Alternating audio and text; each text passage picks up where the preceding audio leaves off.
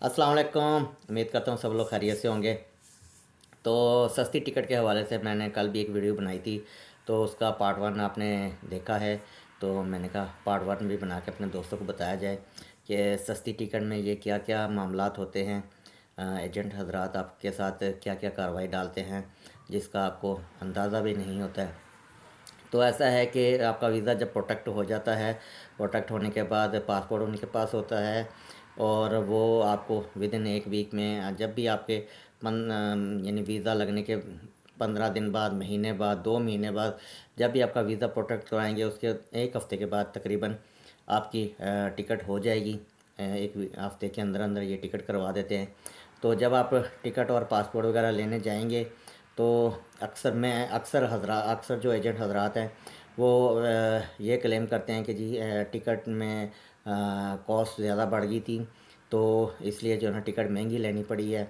तो उसके कुछ एक्स्ट्रा चार्जेस हैं। कुछ एजेंट हजरात लेते हैं, कुछ नहीं लेते हैं।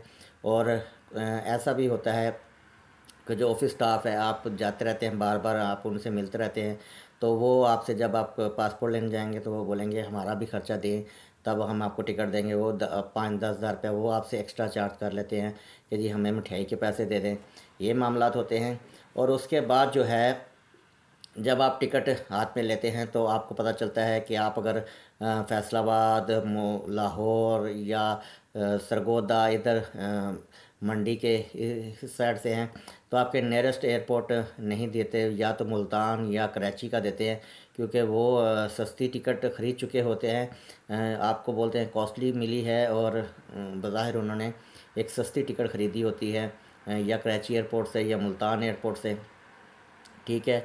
अगर आप उनके साथ बहस करते हैं कि मेरे पास एक्स्ट्रा चार्जेस नहीं है, कोई पैसे नहीं हैं, तो आपको इतना लटका देंगे कि आपका एयरपोर्ट पहुंचने का टाइम मिनिमम रह जाएगा। कि आपने अब जैसे भी पहुंचना है, एयरपोर्ट पहुंचना है, वो आपके साथ बहुत बहस करेंगे आखिरी हद तक। यानी आपके एयरपोर्ट पहुंचने का जो टाइम है, जैसे लाहौर से मुल्तान जाना है तो उसमें आपके 6 से 7 घंटे का टाइम चाहिए आपको लाहौर से मुल्तान एयरपोर्ट पहुंचने में। तो आपको इतना ही टाइम में पेपर देंगे कि आप मुश्किल से एयरपोर्ट पहुंच सकें। और अगर आप पैसे वगैरह दे के अपना टिकट पासपोर्ट ले लेते हैं तो आपको पता चलता है या तो आपकी टिकट कराची की है या मुल्तान की है। तो मेरी टिकट मुल्तान की थी, और तकरीबन ज़्यादातर जो है फ़्लाई दुबई की होती है। और जो मुल्तान से फ़्लाई करते हैं उनको तकरीबन जो है 7 से 8 घंटे का स्टे मिलता है। जैसे मेरी टिकट थी सुबह 10 बजे की फ़्लाइट थी, तो मैं रात को 2:30 बजे 2 बजे लाहौर से निकला। बामुश्किल जो है मैं सुबह जो पहुंचा 9 बजे एयरपोर्ट पे। 1 घंटा था उसमें सारा कुछ करवा के, तो 10 बजे की फ़्लाइट थी। मगर मुझे आइडिया था कि फ़्लाइट में क्या क्या हो सकता है, तो उसके हवाले से मैंने खाने पीने का सामान ले लिया था, क्योंकि दुबई एयरपोर्ट पे आपके साथ आपको बहुत महंगा सामान मिलता है। तो मैंने पाकिस्तान एयरपोर्ट से ही, मुल्तान एयरपोर्ट से ही ले लिया था सामान। तो वो जब मैं एयरपोर्ट पे पहुंचा मुझे पता चला, अब टिकट की वजह से मुझे पता था कि मेरा जो है 7-8 घंटे का स्टे है। मगर कुछ लोगों का जब कराची की फ़्लाइट होती है, कराची से दुबई, इस तरह की भी फ़्लाइट होती है, क्योंकि कराची जाने वाले हजरात जो हैं वो ट्रेन के सफ़र भी करते हैं, कुछ जो होते हैं एयरप्लेन की टिकट ले लेते हैं। तो उनका 10-10, 12-12 घंटे का स्टे भी होता है। मेरी थी सुबह 10 बजे की फ़्लाइट, और 12 बजे हम दुबई पहुंच चुके थे, और रात को 6 बजे मेरी दोबारा फ़्लाइट थी।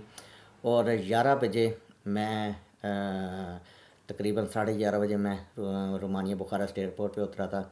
और फ़्लाइट में कोई खाना, कोई कुछ नहीं आपको मिलेगा। उसमें वो फ्री, यानी खाने के बगैर की टिकट आपको लेके देंगे। और आपका बिल्कुल लंच नहीं होगा। अगर आप जा रहे हैं रोमानिया, तो बराए मेहरबानी अपने साथ बिस्कुट, अपने साथ कोई खाने की चीज़ें लाजमी लेके जाएं, क्योंकि आपने दुबई एयरपोर्ट पे भी 7-8 घंटे का स्टे करना है। वहाँ पे भी आपको खाने का कुछ ज़रूरत पड़ेगा। वहाँ से महंगा सामान मिलता है।